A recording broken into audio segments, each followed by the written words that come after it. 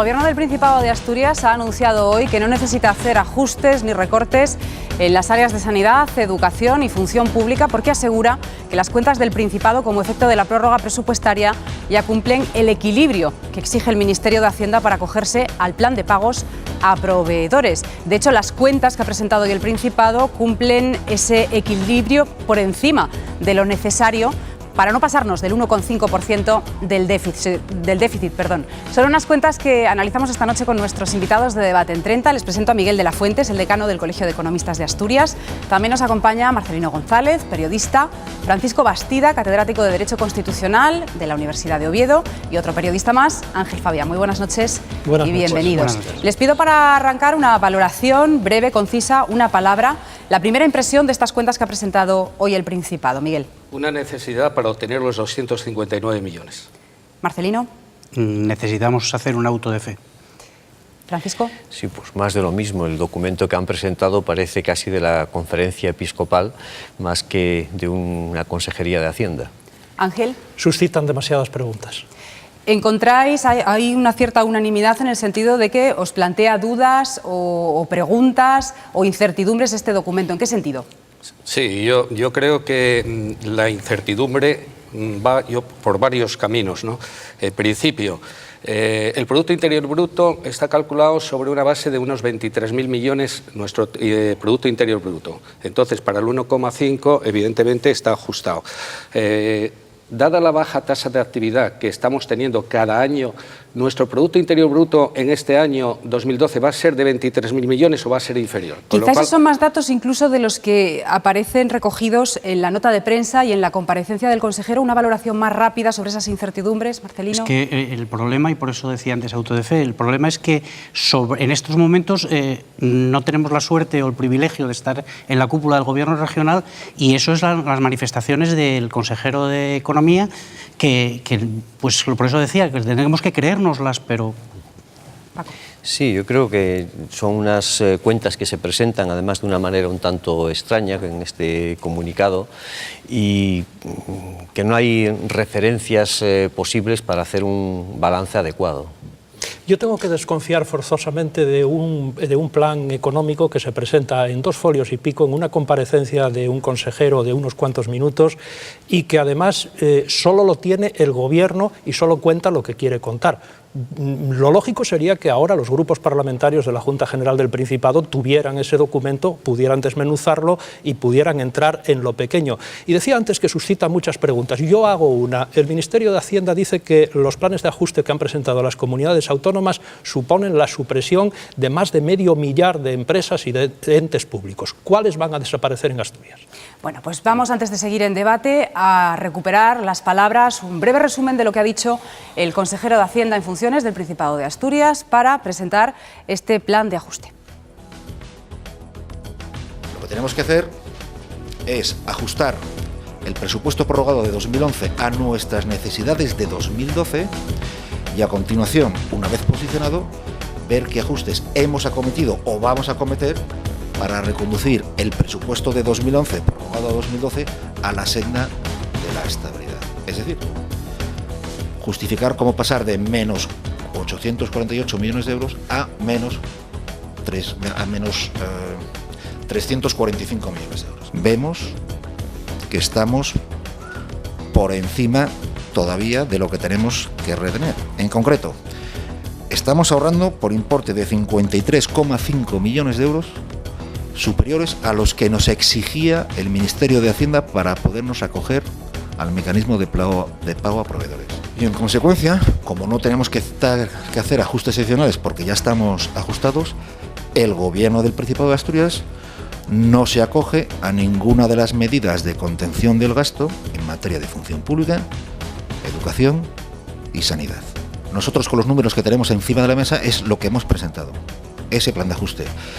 Si el futuro Gobierno del Principado de Asturias decide acometer cualquier variación que incida en los estados del presupuesto prorrogado que requieran nuevos ajustes, pues tendrá que presentar nuevos ajustes al Ministerio de Hacienda que se los autorice.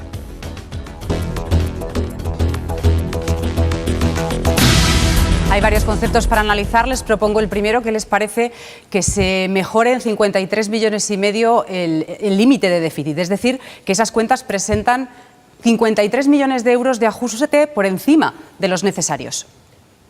Bueno, a mí lo que me llama la atención es que lo dice un consejero de un gobierno en funciones.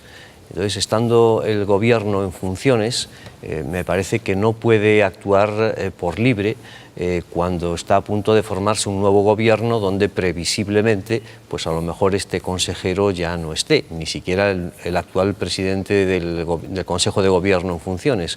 Entonces, creo que tendría que haber mucho más diálogo entre la consejería y la presidencia del gobierno con los nuevos grupos parlamentarios. A mí me parece que no, así en un plan muy simple, me parece que no es bueno.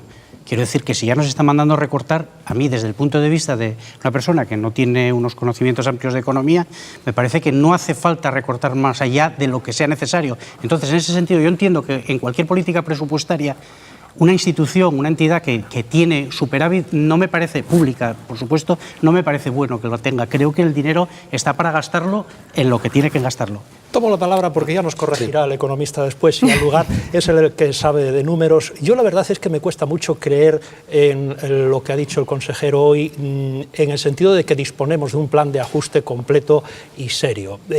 Yo creo que el verdadero contenido de este plan de ajuste lo conoceremos cuando el Ministerio de Economía haga una evaluación del plan de ajuste y nos diga si sirve para acogerse a las medidas de pago a proveedores o no. Y hay datos que nos faltan en ese plan de ajuste y que seguramente el Ministerio de Economía y Hacienda del Gobierno Central estará en este momento evaluando. Desde luego, el precedente no es bueno, porque don Cristóbal Montoro ya ha hecho unas apreciaciones sobre la base de esto que nos presenta hoy el Gobierno, y las opiniones del Ministerio de Economía, desde luego, no han sido muy buenas. No se aparta mucho de las bases del proyecto de presupuestos que se rechazó en la Junta General y que Cristóbal Montoro ya apuntó pues cuál iba a ser el criterio que iba a seguir el Ministerio de Hacienda. Así que yo desconfío bastante de que esto pueda llegar a buen puerto. Yo estoy de acuerdo que existe mucha incertidumbre en este presupuesto que ha presentado, pero yo creo que lo ha hecho única y exclusivamente con la finalidad de conseguir que le aprueben para acceder a los 259 millones que tiene para pagar a los proveedores. A mí me resulta muy incierto, o sea, estos recortes que propugna el Gobierno del Principado en funciones, sobre todo también sobre la base de que serán suficientes estos recortes, y yo creo que en la intervención del propio consejero lo dejó ver clarísimamente al final, como diciendo, bueno, igual necesitamos para llegar a conseguir el 1,5 que el futuro gobierno tenga que efectuar más recortes todavía. O sea, que está dando una sensación de inseguridad en los datos que ha suministrado ahora. Parece ser que ha sido solamente para aprobar, para intentar aprobar en estos momentos. Pero serán necesarios esos recortes porque yo... No hablaba de más recortes, sino de modificaciones en este plan, de hacer un plan diferente. Diferente, claro, y con recortes adicionales.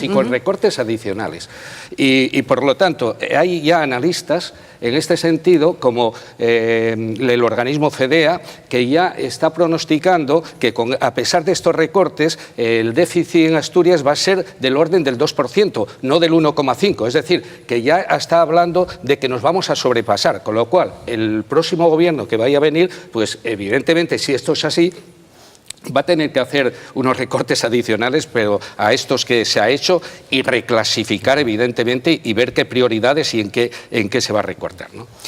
Sí, adelante. Sí, no, yo creo que es una medida para salir al paso de algo tan circunstancial Totalmente, como es el pagar a los proveedores. Y entonces se han maquillado las cifras para que esto salga adelante. Vamos a ver qué dice el Ministerio de Hacienda, si es un maquillaje o es que están bien hechas. Bueno, pues los proveedores que dependan de la aprobación de este plan para cobrar los trabajos realizados y no cobrados a 31 de diciembre seguramente estarán analizando con detalle también las declaraciones del consejero de Hacienda. Vamos a recuperar las declaraciones que hacía, precisamente las que tú citabas, Ángel, el ministro de Hacienda del Gobierno de España, Cristóbal Montoro. Son declaraciones referidas a las cuentas que presentó el Principado en el proyecto de presupuestos para 2012 que rechazó la Junta General del Principado en enero de este año. Fruto del rechazo de esas cuentas, se prorrogó el presupuesto de 2011, que es el que nos ha traído a esta situación. Pero escuchemos qué decía Cristóbal Montoro sobre las previsiones de ingresos de aquellos presupuestos, de ese proyecto de presupuestos que presentó el Gobierno del Principado y a los que hacíamos referencia en la mesa. Si hay elecciones en Asturias es por un presupuesto que no se debió presentar en esas condiciones, un presupuesto que no ha contado nunca con el visto bueno de Hacienda, porque es un presupuesto cuyos ingresos no eran realistas y por tanto que quede claro, aquí dicho en Oviedo, claro y contundente, que ese presupuesto no podía ir adelante. Y añado, si como resultado de las elecciones del domingo se vuelven a producir situaciones presupuestarias de esa naturaleza, las leyes en España y el Gobierno de España está obligado a cumplir esas leyes, harán que eso sea inviable. Sí. Pues a mí me parece que este es uno de los poquitos mensajes que el Gobierno central, que el Partido Popular ha expresado en campaña electoral y que no se ha modificado hasta el día de hoy. Debe ser de lo poco que se me ocurre que sigue vigente. Lo que pasa es que vamos a recordar que Cristóbal Montoro se refería a ese proyecto de presupuestos que no salió adelante, sí. En concreto específicamente a las partidas de ingresos, y por las partidas de ingresos de este plan de ajuste os pregunto, porque hay algunas que aumentan significativamente. Por ejemplo, la del canon de saneamiento. La previsión de la Consejería, la que ha presentado hoy, es que aumente los ingresos por ese concepto, el canon de saneamiento, en 15 millones de euros. Para eso hace falta aprobar un presupuesto, porque la previsión de recaudación por el canon de saneamiento habría que modificar el impuesto, habría que subir el impuesto, para hablar claro, para que aumente la recaudación. No veo otra vía. Sí, efectivamente. Es que hay una serie de incertidumbres en la vía de los ingresos tremenda, ¿no? Porque incluso lo único que hace es ahora, con respecto al proyecto de presupuestos que se había presentado, ha rebajado los ingresos para cuadrar las cuentas de ahora, pues aproximadamente unos 529 millones de euros. Entre ellos estaban los 233 millones, creo recordar, entre la pérdida de los fondos mineros, entre la pérdida de los impuestos de transmisiones patrimoniales y la venta de viviendas, que estaba previsto dentro de los ingresos que han rebajado para cuadrar las cuentas, y también los 245 millones como consecuencia de no realizar el gasto de inversión de los 450 millones como consecuencia de la no tramitación de la ley de endeudamiento, ¿no? Y de ahí salen la rebaja de los ingresos. Efectivamente hay partidas, como bien decías, María, de que efectivamente llama la atención la subida propuesta, que supone una cantidad muy importante y que no se justifica adecuadamente, sino que es un acto meramente voluntarista, lógicamente, y que no se está justificando. Al igual que la rebaja en el IVA y en el IRPF. Hacen unas rebajas con unas cuantías que, desde mi punto de vista, no son muy realistas. Bueno, hablamos de todo esto, que son cifras y que resulta a veces muy espeso y muy árido, porque al fin y al cabo son las cifras de las cuentas de Asturias y, por lo tanto, tendrán incidencia en la economía de Asturias, especialmente, por ejemplo, en los capítulos de inversiones. Y tanto la patronal asturiana, Federación Asturiana de Empresarios FADE, como los sindicatos UGT y comisiones obreras han mostrado ya públicamente su preocupación por lo que llaman parálisis política de Asturias y se han emplazado a una reunión la próxima semana, en concreto el martes, para analizar este escenario. La reacción nos ha hecho esperar desde el Gobierno del Principado. A través de un comunicado, el consejero de Economía, José Manuel Rivero, les ha pedido que, aparte de criticar al Gobierno, hagan propuestas en positivo concretas. ¿Qué os parece? ¿El Gobierno ya se toma como una crítica la petición de una reunión? Quedó asombrado. No, yo creo que por encima del problema económico, que es importante y presupuestario, existe un problema político muy grave en Asturias que se añade, cosa que no existe en las demás comunidades autónomas, pero aquí sí, y que debe resolverse porque eso despejaría el camino para las cuentas autonómicas. Y yo no sé por qué no se acelera la formación del gobierno, la elección del presidente en primer lugar y después la formación del gobierno. No se puede estar esperando a una sentencia del Tribunal Constitucional para que resuelva el litigio sobre un diputado. Como no entiendo tampoco cómo se constituyó la Junta General del Principado con 44 diputados cuando legalmente tenía que constituirse con 45.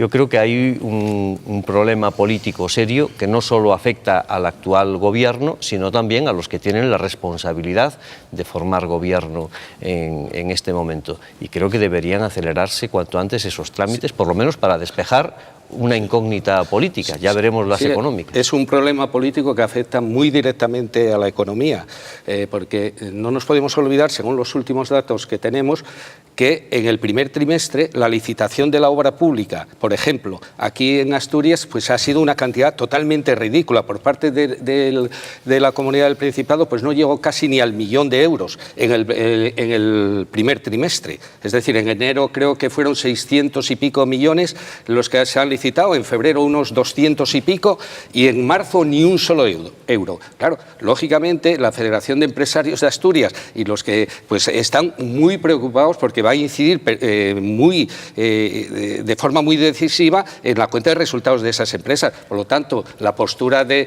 la Federación de Empresarios y de los sindicatos, pues lógicamente es de una preocupación y es normal que estén preocupados y que exijan al gobierno en funciones o al futuro gobierno que tome medidas porque por este camino...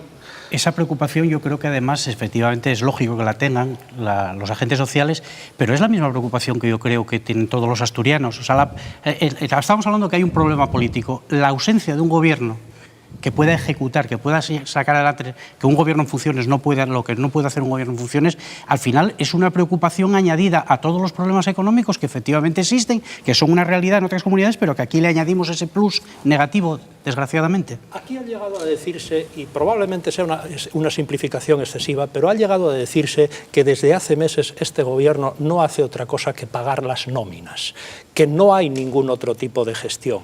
De hecho, si se asiste a las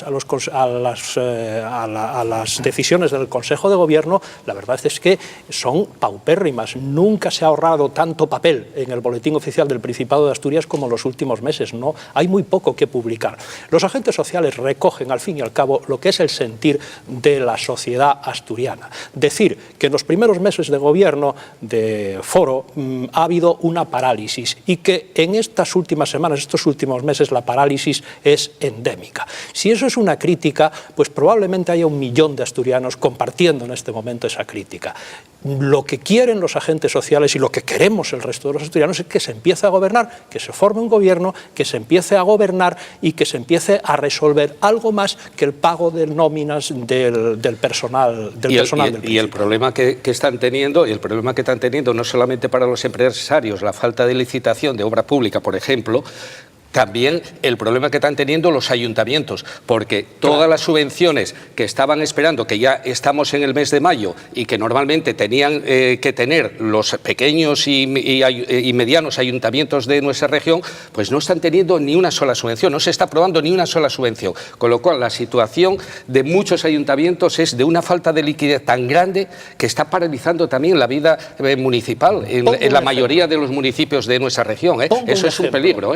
Hoy empieza en Oviedo la Feria del Libro, Libro Oviedo. Los organizadores de esta Feria del Libro, que ahora mismo se vende poquísimos libros en las librerías, pero es que además una de las quejas que han expresado en estos últimos días es que sí, que se venden muchos libros, que las bibliotecas públicas hacen sus pedidos. Lo que pasa es que luego no cobramos, porque la parálisis, ya no solo política, la parálisis administrativa de esta región es de tal calibre que estamos llegando a problemas muy pequeños, problemas domésticos, problemas de los pequeños empresarios que siguen funcionando y no cobran.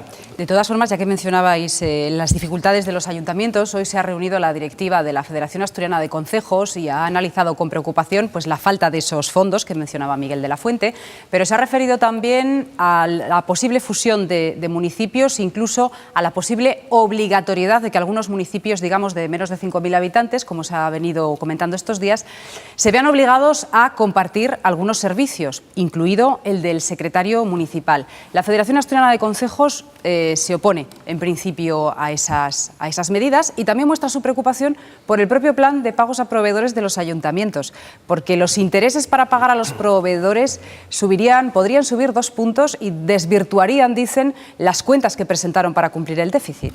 Pero si vamos al origen, yo creo que el problema de todo esto se remonta a muchos años. En España hay una serie de temas que son recurrentes y que siempre estamos intentando resolverlos. No voy a enumerar ahora algunos que están en la mente de todos. Al final, el problema es de financiación municipal. Es que siempre estamos tratando el problema de cómo regular la financiación municipal. Es otro de los temas en el que nunca se ha hecho una norma específica para que eso se arregle y los ayuntamientos al final están desarrollando lo que llaman competencias impropias. Están gastando dinero en cosas que no les corresponden. Y cuando se trató hace 4 años la reforma del Estatuto y en otras ocasiones, del Estatuto de Autonomía y en otras ocasiones en que ha salido el tema, al final siempre las comunidades autónomas se muestran cicateras, las mismas que reclaman al Estado se muestran cicateras a la hora de trasladar lo que serían competencias o por lo menos financiación suficiente municipal. Y para mí ese es el problema de origen y por eso se produce que en una situación como esta se agrava porque no hay medios. Yo creo que no tendría que haber un freno y una negativa absoluta a la fusión de municipios.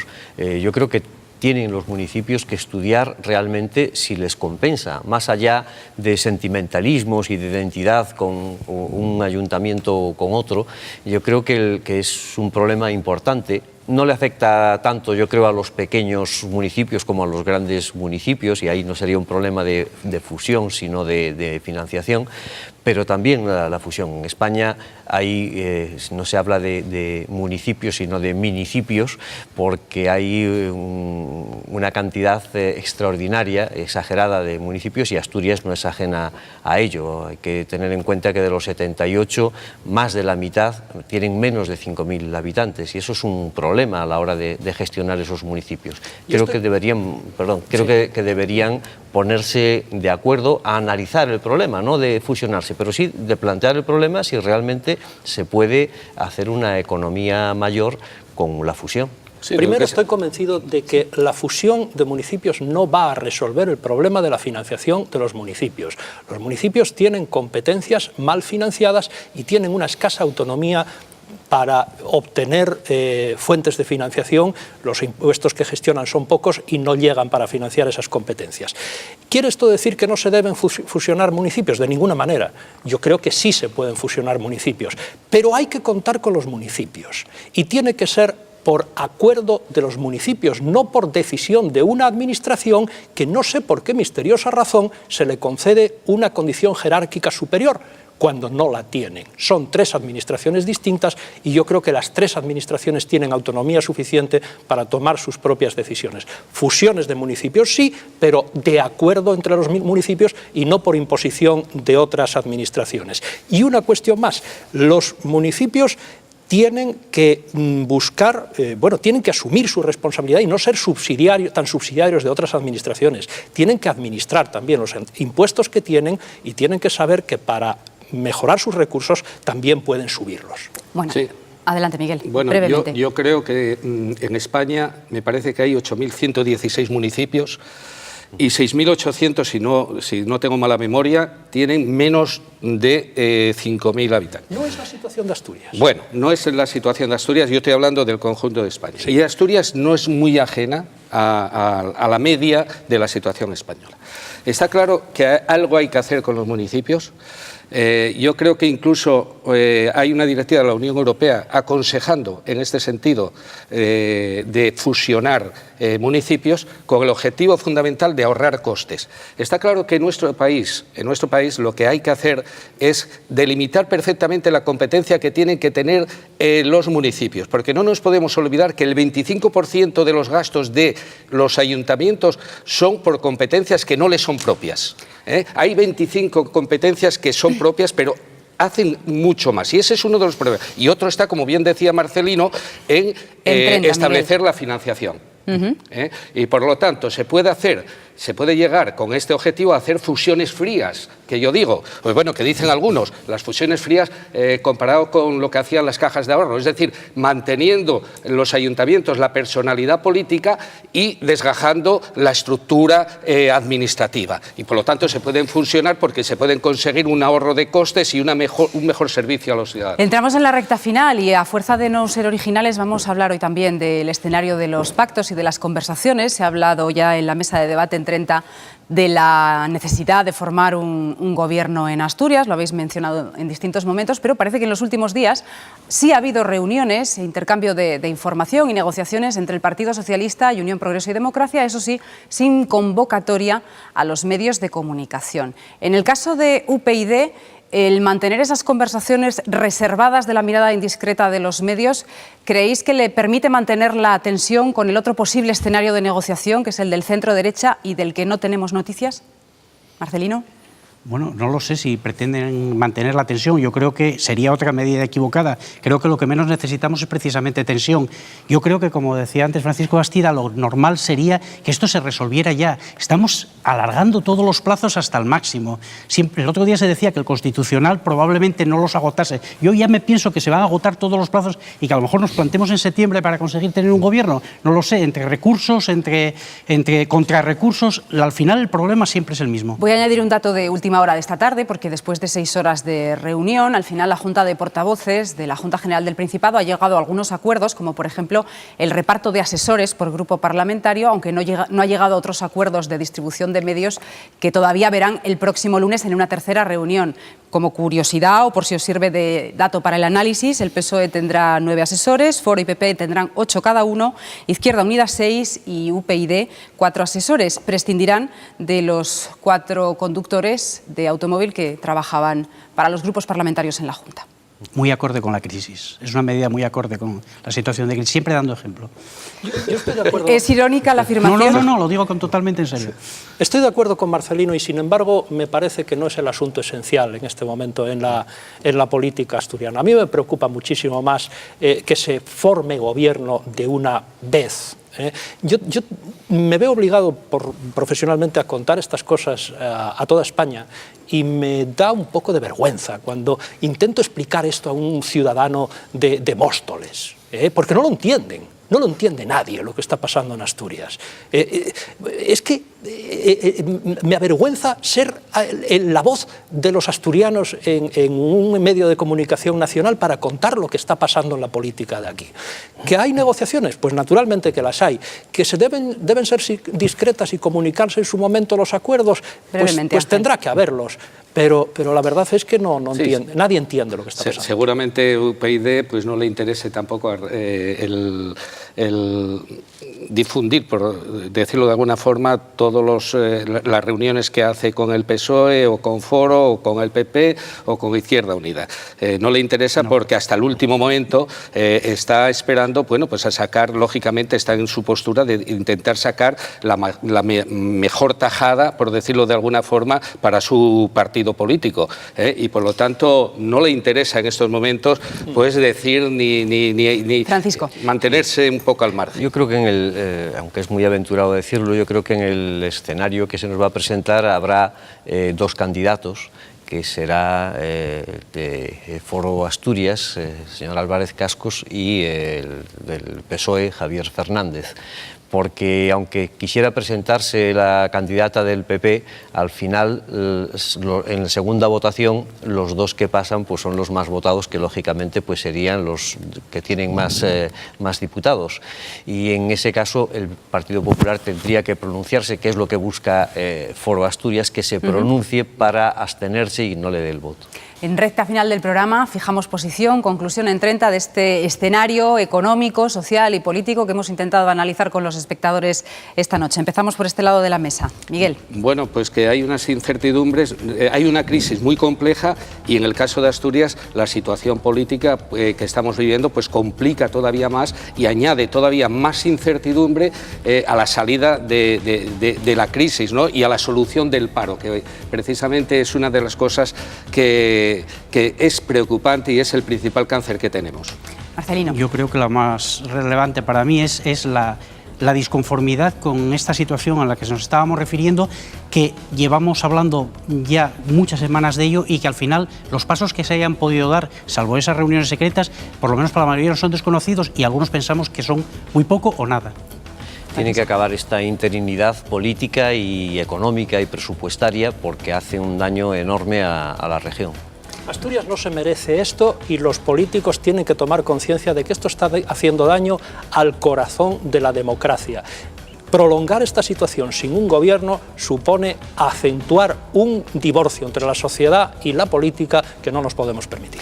Miguel, Marcelino, Francisco, Ángel, muchísimas gracias por acompañarnos esta noche. También Gracias. a todos ustedes por seguirnos un día más. Volvemos el lunes a partir de las 9:30 con más Debate en 30, como siempre aquí, después de la segunda edición de TPA Noticias. Por cierto, hoy viernes, Día de les Lletres. Todavía tienen horas por delante para disfrutarlo y elegir algún libro o alguna publicación que seguro que les va a resultar entretenida para el fin de semana. Que lo disfruten. Adiós.